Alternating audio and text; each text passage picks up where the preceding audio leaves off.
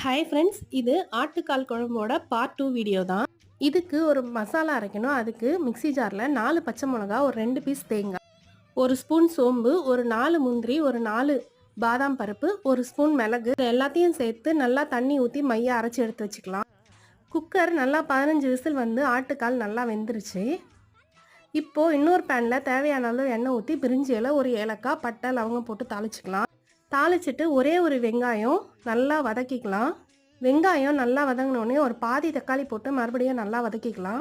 வெங்காயம் தக்காளி நல்லா வதங்கினோடனே நம்ம ஆல்ரெடி வேக வச்சுருக்க ஆட்டுக்கால் குழம்புல இந்த மசாலாவை எடுத்து போட்டுக்கலாம். மசாலாவை போட்டுட்டு நம்ம அரைச்சி வச்ச தேங்காய் பேஸ்ட்டையும் போட்டு தேவையான அளவு தண்ணி ஊற்றிக்கலாம். தண்ணி ஊற்றி நல்லா ஒரு 10 நிமிஷம் கொதிக்க விட்டுட்டு தேவையான அளவு கொத்தமல்லி கருவேப்பிலை போட்டு இறக்குனீங்கன்னா சூப்பரான ஆட்டுக்கால் குழம்பு ரெடி ஆகிடும். இது இட்லி தோசைக்கெலாம் செம்ம காம்பினேஷனாக இருக்கும். நீங்களும் ட்ரை பண்ணி பாருங்கள். நாளைக்கு இன்னொரு வீடியோவில் பார்க்கலாம்.